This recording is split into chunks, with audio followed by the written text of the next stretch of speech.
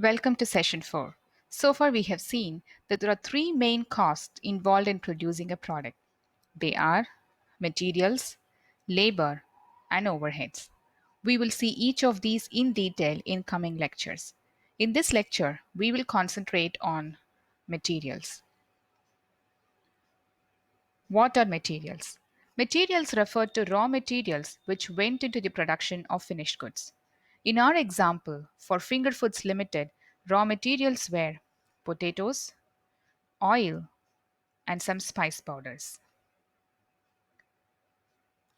Finger Foods would require tons and tons of these materials to produce their product in large numbers and to sell them.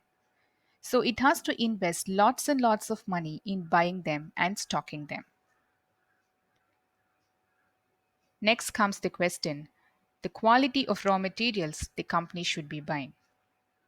If there are two types of potatoes available in the market, say grade A at rupees 60 per kg, grade B at rupees 80 per kg, then the type of potatoes the company would be buying depends on the quality of finished product they would be making.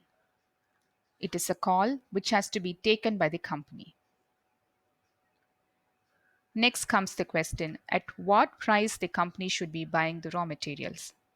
The answer is the price should be as low as possible to make profit out of it, or the company should increase the selling price to maintain their profit. This is a risky proposition because it would make the product costly and the company would have a difficult time selling the product. After buying raw material, it should be properly stored in a storeroom. Care has to be taken by employees and the management that the raw materials are not wasted due to improper storage or damaged while using them for production. Otherwise, the company would lose money to that extent. Production should not stop at any cost for want of raw materials. A company has to adequately buy and store raw materials. Now, this gets tricky here. The company at the same time should not overstock the raw materials. The company should not overstock the raw materials because it requires huge storage space. Huge storage space would mean more rent, deterioration in quality, and most importantly, the company would have spent lots of money in buying it. Had the money remained in company's bank account, then it would have earned some interest on its deposit. Next, the information about availability of raw materials or raw materials reaching the minimum level should be communicated on timely manner to production department and purchase department. So far we have discussed a great deal about raw materials. Now let us move on to find out how these raw materials are procured or purchased by a company. Take the example of your household groceries where you daily use them in your cooking. You use it from the available stock in your kitchen or quickly go get what you need from the nearby shop. Now, this is not the case when it comes to a company. Purchasing raw materials is not easy and you may need to follow a lengthy procedure to procure them. A company has to invest lots of money to purchase them and stock them. Think of a situation in Finger Foods Limited where spice powders are running out of stock and it would need to purchase the raw materials. Purchases involves a detailed procedure and cannot be done randomly. It involves a lot of departments and people. Now, where does it start? In any company, first comes the role of planning or engineering department. This department will give Finger Foods the perfect recipe or formula for their products like French fries, potato chips, and cheese sticks. For example, they issue details regarding how many quantities of potatoes, spice powders, and oil is required to produce, say, 500 grams of French fries. Only the equivalent quantities of all the items mentioned above will be drawn from the stores where the raw materials are stocked. If raw materials run out of stock, then purchase has to be initiated.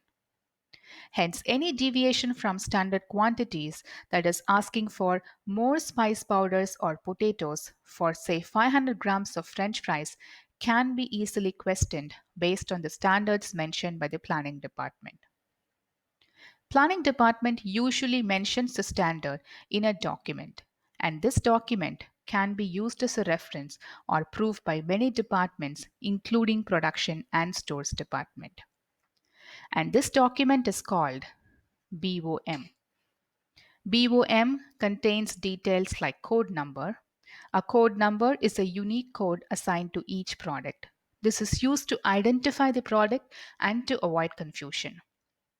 Then there is a column called description. It contains descriptions such as potatoes, spice powders, etc. Then there is a column called quantity, and this column lists the details of standard quantity. Then there is a column called rate, and this field specifies the rate per unit. Then there is a column called amount, and this field specifies the total amount, that is number of units into rate per unit. It then contains a field for signatures of approver or authorizer who authorizes the correctness of this bill of material. And these people will be different from the preparer of the BOM. It also contains the signatures of who received it, who cross checked it, and finally the signature of the storekeeper.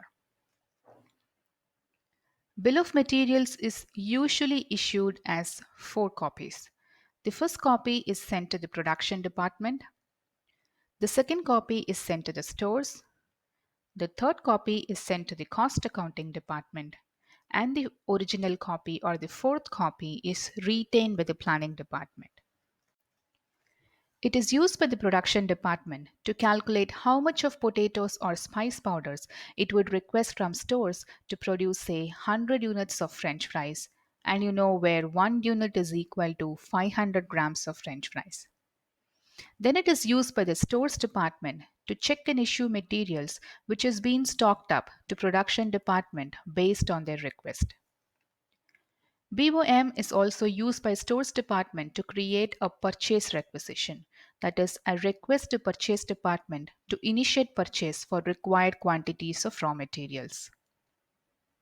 Make a note here that purchases cannot be initiated by production or stores department, and it has to be initiated only by the purchase department. Then BOM is also used by the cost accounting department to keep an eye on the materials used. It can easily catch hold of excess materials used by referring the BOM. BOM is also used by cost accounting department to prepare an estimate on how much quantity of raw materials would the company require in future months. The fourth copy is usually retained by the planning or engineering department. Thus, we could say that BOM acts as a blueprint. Next comes the role of production department, which issues the material requisition note. To produce French fries, production department would draw raw materials from stores as and when it is required. Requests for materials cannot be made over a phone call from any production staffs to stores manager or any staffs in stores. Stores manager will be held responsible for every single potato coming in and moving out of stores. Hence, every movement in and out of stores as well as production department should be approved by the respective managers and also should be documented. So production department prepares a document called material requisition note and get it signed from his supervisor in the same production department and send it to the stores requesting for materials. Material requisition note is prepared as 3 copies. One is sent to the stores, one is sent to the cost accounting department, and the original copy or the third copy is retained with the production department. It serves the same purpose as BOM to stores and cost accounting department. Purchase requisition. When the stores run out of stock, it makes purchase requisition to the purchase department. Again, it cannot be made by a phone call from the stores manager to the purchase manager. It does not work like that. It has to be made formally through a document called purchase requisition. Purchase requisition will be initiated by stores manager, and additionally it is also signed by the production manager in the production department. It contains the exact quantities of each and every materials required, and it does not stop with that. The manager must also mention the weekly consumption made on an average going by the past history. Then there is also one section which lists various quotations obtained from suppliers. Request for proposal or inviting tenders. Now the ball is in the court of the purchase manager. The purchase manager should ideally select good suppliers present in the market. They request the suppliers to send in their proposals or quotations for selection. The suppliers would then reply back with their proposals. What is a request for proposal? Take the example of a banking company like HDFC requiring software to handle the company's payroll, that is, salary, PF, incentives, gratuity, taxes, among others. It would send out RFP to all IT companies requesting them to submit information about them and their products or services they could offer. It may state in its RFP that the company is looking only for corporates and not any other organization to apply. Also, it may state conditions such as the company should be big, having a turnover of at least 15 crores, should be profit making and not loss making, and so on. The company would then evaluate all proposals and select a supplier. Request for quotation. Request for quotation is not as elaborate as request for proposal. For example, Fingerfoods Limited may require suppliers to supply the potato variety Maris Piper. They would mention the quantity and the time they would be requiring them and ask them to quote the prices. The company would then select the suppliers based on price, delivery time, and so on. Preparation and execution of purchase orders. After obtaining the quotation and selecting the supplier, the purchase manager, in our case Mr. Sham, would place an order for required quantities of goods. This order is called the purchase order. He will state in his order that he needs 500 kgs of potato at rupees 60 per kg on 31st August 2016. A copy of this purchase order will be given to three departments in Fingerfoods Limited, that is stores, cost accounting, and receiving department. We've already discussed the functions of cost accounting and stores department. A receiving department is a department responsible to check and receive materials once they reach the gate. Let me quickly walk you through a sample purchase order of Fingerfoods Limited. The supplier's name and address is mentioned here on the left.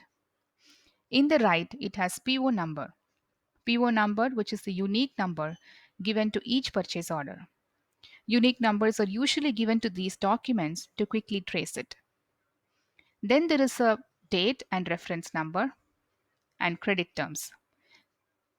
Payment terms or credit terms state that the credit is given to the Fingerfoods Limited for 30 days. Then it lists serial number, item code, description, unit price, quantity, and amount. Then there is total before tax, taxes, and total after tax. Then there is a condition called which states that the delivery of goods are required 15 days from the date of this PO. If the date of PO is 15th August, then delivery has to be made on or before 30th August. Then there must be a space for approval by the purchase manager. Receipt and inspection of materials. After receiving the raw materials, the receiving department checks the raw materials received and compares it with the purchase order which was prepared by the purchase department while ordering the goods. If it is proper, a goods received note is issued. This is to denote that the company has received all the goods in good order and condition.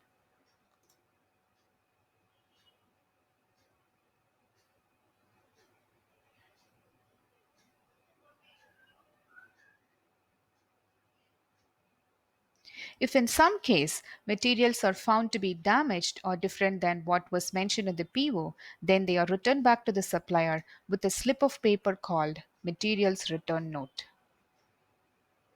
Now let's get back to Goods Received Note. As we discussed earlier, Goods Received Note is the one which contains the list of all materials received in good order. It is also called as Receiving Report or Material Inward Note. It contains fields such as quantity, code, description, amount due to supplier, charges, total, and some remarks. Then it contains the signature of storekeeper, inspector of materials, the receiver of materials, and a storage ledger clerk. GRN or MRN. Materials are returned to suppliers either before preparation of goods received note or after preparation of goods received note. As soon as Fingerfoods Limited receives the material, it would debit its raw material inventory account. In case defects are found after making the debit, then it has to be reversed. This reversal must be supported by a proper document, and this document is called Material Return Note. Materials return note is either prepared by Stores Department or Dispatch Department. 5 copies of MRN are usually prepared, where 2 copies are sent to the supplier, 1 copy is sent to stores, 1 copy is sent to the cost ledger team, and 1 copy to support the entry in raw materials return books. Why 2 copies for supplier? Supplier keeps 1 copy and returns the other copy after signing it as an acknowledgement. The accounting department checks the invoice received from the supplier, which contains the quantity, price, etc. And first thing it does is it checks the mathematical accuracy. It totals up all the amount and arrives at the grand total. It then does a cross check with the goods received note and the purchase order. Only after checking and ensuring that everything is good to go, it processes the invoice for payment. Now let's quickly take a recap of the procurement process.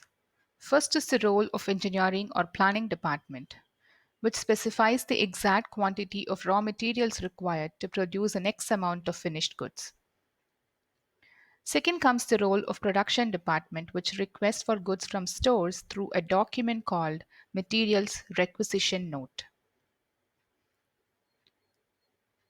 In case there are no adequate quantities in the stores department, then the stores department requests the purchase department to purchase raw materials from the suppliers. Then the purchase department invites proposals or quotations from all suppliers available in the market and selects them. After selecting the suppliers, they raise a purchase order. After giving suppliers their order, Fingerfoods Limited receives the materials sent by the suppliers. After inspecting the materials, before they go into the storeroom, the company prepares goods received note only for those materials obtained in good condition. For damaged goods, they prepare a materials return note. Finally, Fingerfoods Limited makes the payment to supplier only for those goods which are good to use. Now we have reached the end of session 4. Let's solve some interesting problems in session 5, so stay tuned.